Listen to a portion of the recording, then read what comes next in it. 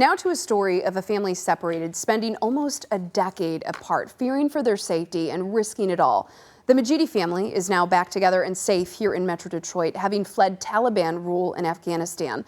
I had the chance to sit down with them and hear how this remarkable reunion was made possible, thanks in no small part to a mother's bravery. A chat about career goals with the Majedi family's two oldest daughters. One just finished a computer engineering degree, the other in medical school. It's a conversation that would be a lot different if they were still back in Afghanistan, where the Taliban has now been in power for almost 2 months following the U.S. troop withdrawal. Was there ever fear that you would not get to leave? Sometimes, yes. These two and their 6 siblings are now safe in Metro Detroit, arriving late last month from a military base in New Jersey by way of D.C. and Bahrain after fleeing Kabul.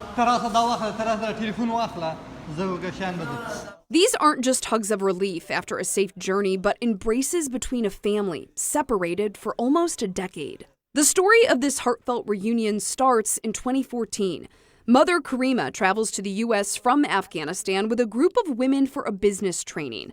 That trip, which did not have male chaperones, sparked outrage amongst local extremists. They warned my husband, if I return back to home, I'll be killed or they will harm me. So Karima and her husband, Arsala, decided she would remain in the U.S. and seek asylum.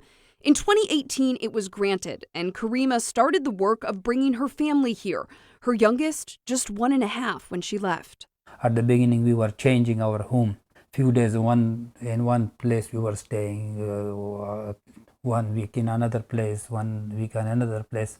I was crying every day for not only for my family, for my people.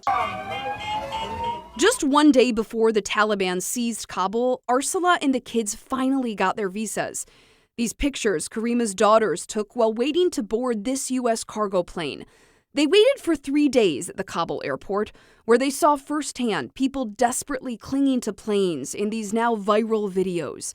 They also witnessed death and beatings, some directed at them. I was beaten by Taliban several times. Arsala and Karima, both old enough to remember the Taliban's first rise to power in the 90s, knew if the family didn't leave then, they risked not getting out or back together at all.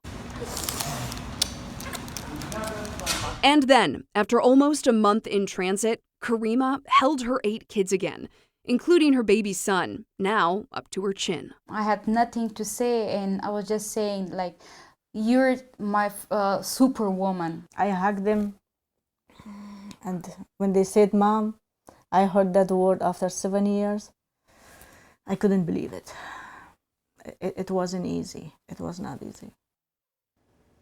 Now, as the Taliban really begins its governing, the Majidis have colleagues, friends, extended family. One of their daughters even left her fiancé in Afghanistan. So they're watching the country really closely right now, as is the rest of the world, as they start their new life. Karima's youngest son is now enrolled in elementary school here. Her 19-year-old daughter, Saida, who was in medical school before the Taliban took over, plans to pick it back up here in the States.